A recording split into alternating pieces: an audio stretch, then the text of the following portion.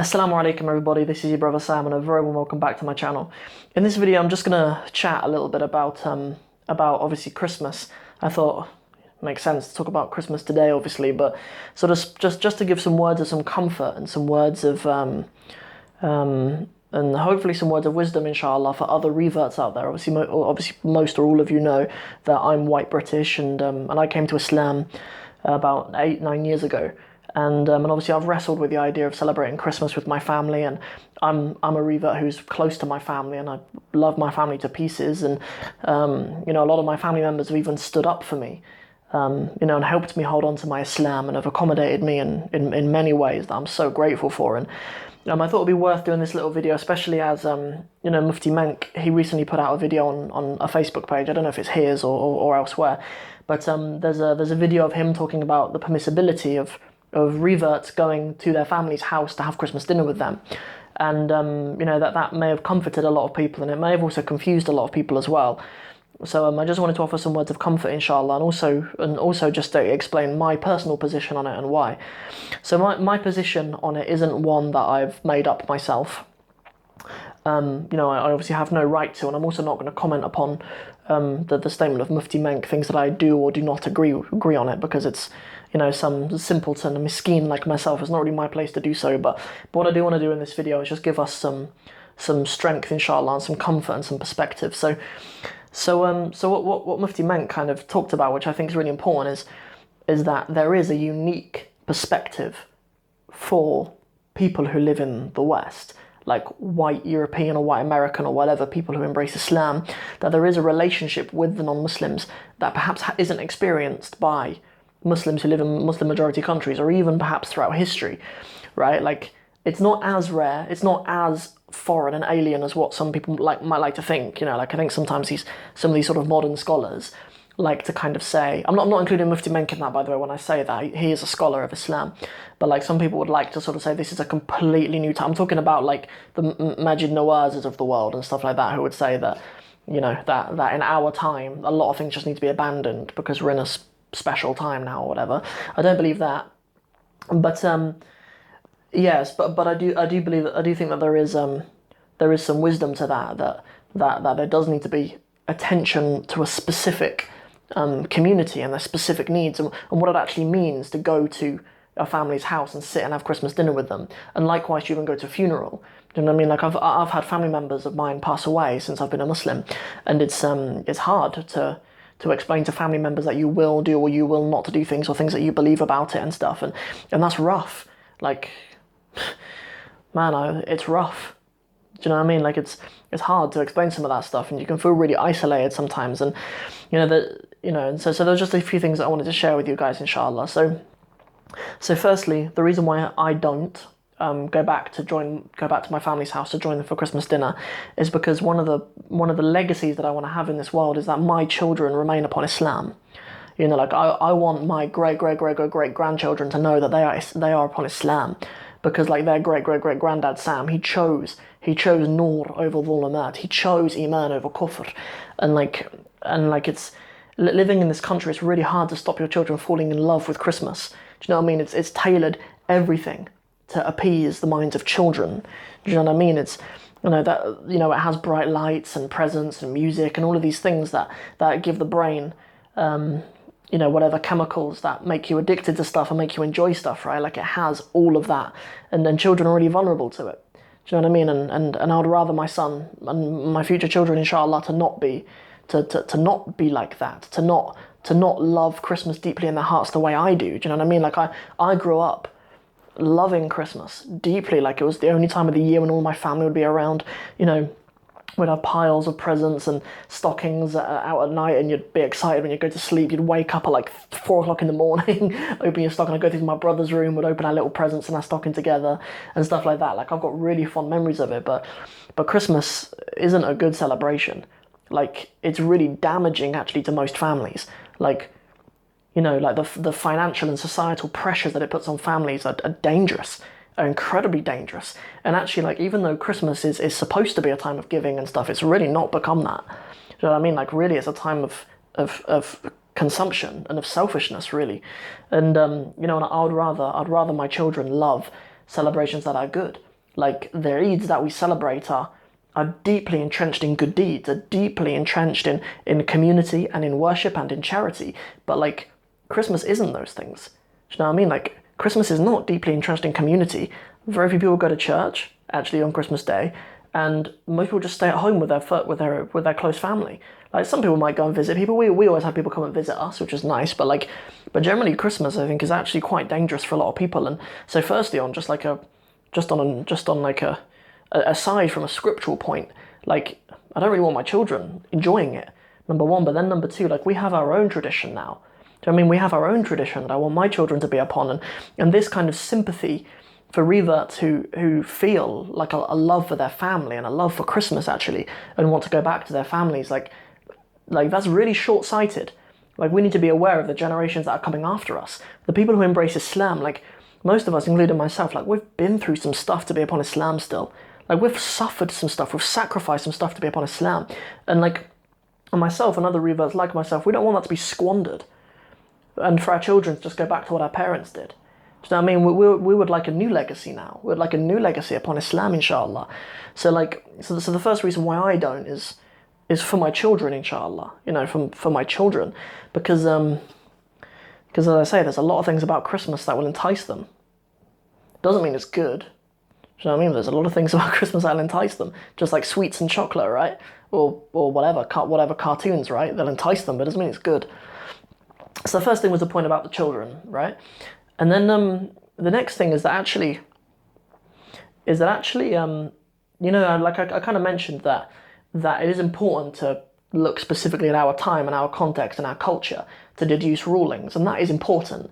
Do you know what I mean? Like it wouldn't be right to give like for example, if in Pakistan, for example, if an imam were to say to a Muslim, you can go to a Christian's house to go and celebrate Christmas with them, that would be a Muslim actively leaving what was normal for them and what they'd been raised with to go and join the non-Muslims in a celebration of theirs. Do you know what I mean? Like that's very different to our context. That's very different, especially like reverts were still living at home.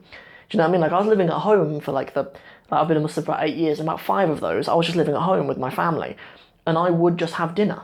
Do you know what I mean? Like, so for me to go and sit at that table and have my dinner just like I would any other day, I don't know if that's quite the same ruling as what it would be for a Pakistani living in Pakistan or in Bangladesh or whatever, for them to actively try to go to a Christian's house to go and sit with them and join in with their Christmas. Do you know what I mean? It's important to be sensitive to those things, obviously, so whilst I'm saying that, I actually don't think that this isn't an issue that has been ignored by the religion. You know, like Allah subhanahu wa ta'ala has put examples in the Quran for us that are very like our time. You know what I mean? And if we're to sit with the Quran, then actually we can find a lot of comfort. And I want to share with you, inshallah, just some ayats from Surah Al-Dukhan that I get a lot of comfort from. I might have mentioned them on this channel before, inshallah, because I think about them a lot. Because I am a person, despite having come to Islam, whenever I leave the UK, I feel like a deep longing to be home again. Do you know what I mean? Like I'm from Cornwall. I'm obviously from the countryside, and I feel like a deep longing to just breathe the air in Cornwall again. I feel a deep longing to just go back and see the countryside and see where I grew up and be among my family and stuff. And Islam sometimes requires us to abandon some of those things. Do you know what I mean? Like Islam might require us to move somewhere so we're in a more active Muslim community. It might demand that we move somewhere to go and study. It might demand that we go and move somewhere so we can help our families or whatever. And so there's a passage in Surah Al-Dukhan that I want to share with you, inshallah. And perhaps we can draw some benefits out from it, inshallah, together. Because we're talking about things that give us a lot of comfort, right? Like we grow up with Christmas and feeling happy around that time. And there are some things like that are just better if we leave. And there's many peoples in the Quran, many people in our Muslim history have come before us and have had to do similar things to us.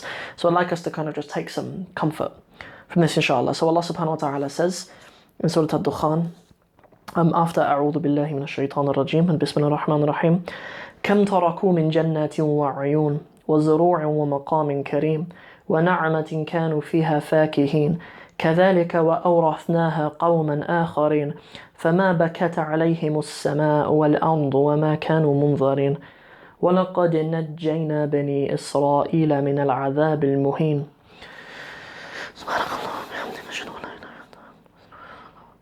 So Okay, so Allah subhanahu wa ta'ala is saying here in Surah Al-Dukhan, you can go and look at it, it's verse 25.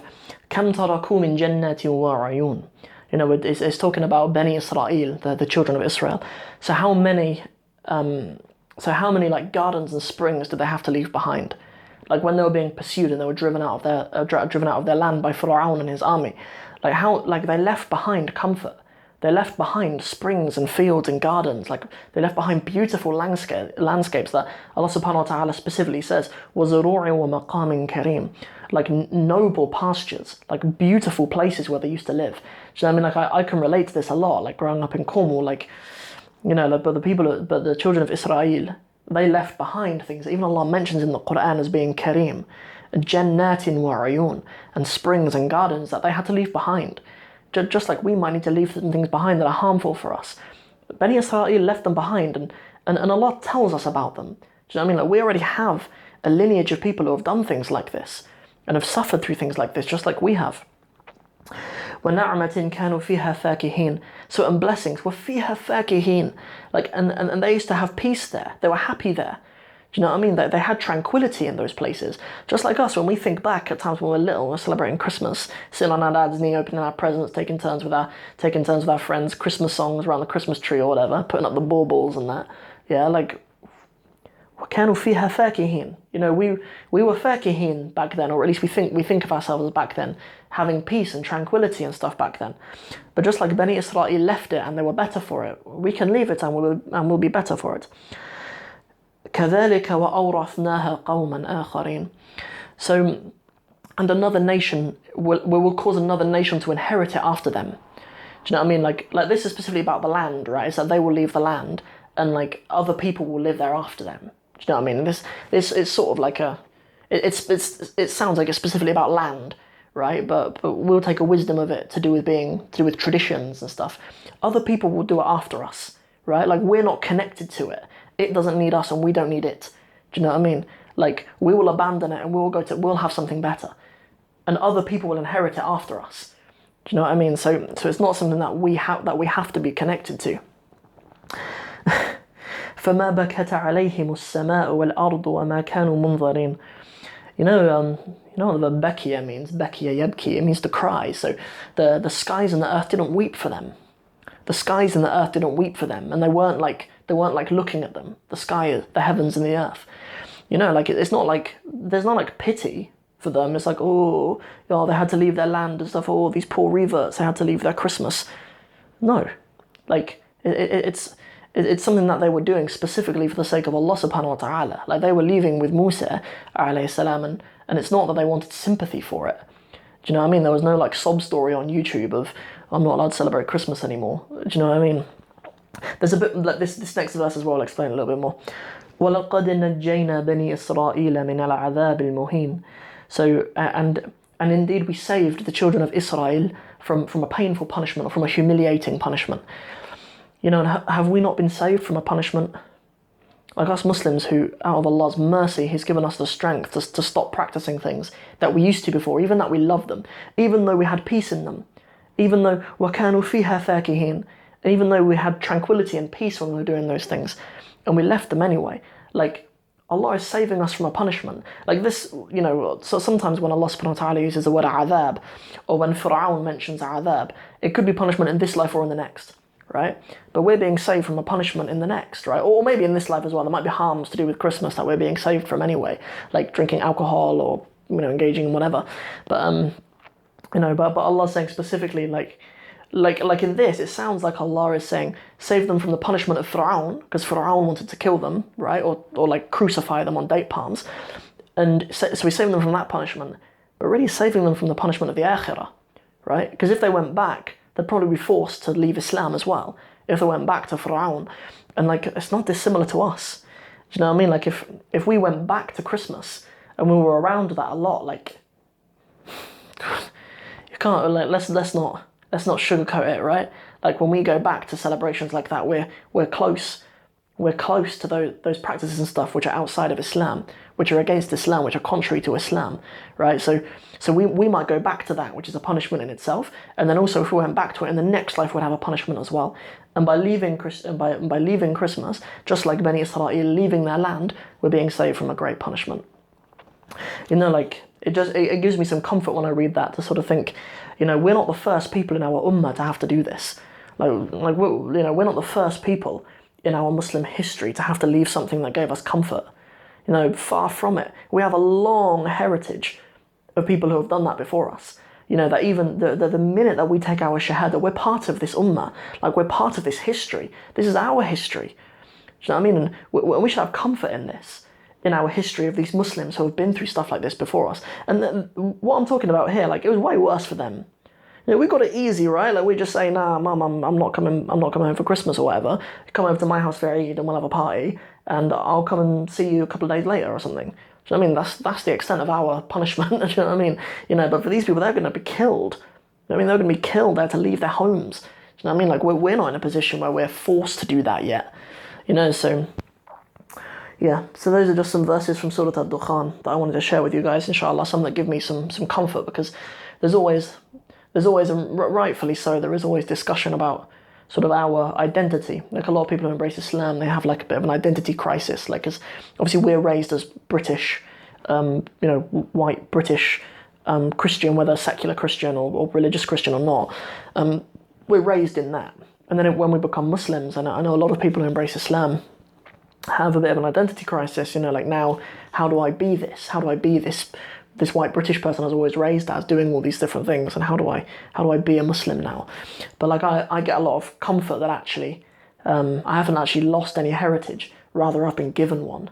Like, rather I've been given a heritage of all of the prophets and of all of their peoples. Like, I've been given a heritage that I can look to, and I can say that these are the characteristics of the ummah, that these are the characteristics of the ummah that I can implement now in my life.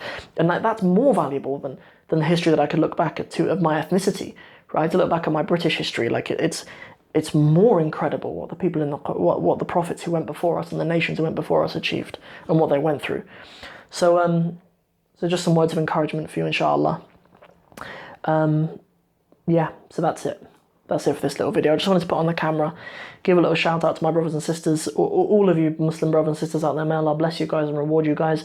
But this video was specifically for those of you who are my brothers and sisters in both Islam and by blood as well, and by nation as well. So so may Allah bless you guys. May Allah keep you guys steadfast. Yeah, and may Allah, guys, keep you guys upon righteousness. Take it easy, inshallah. I'll see you guys in the next video. Assalamu alaikum wa rahmatullahi wa barakatuhu.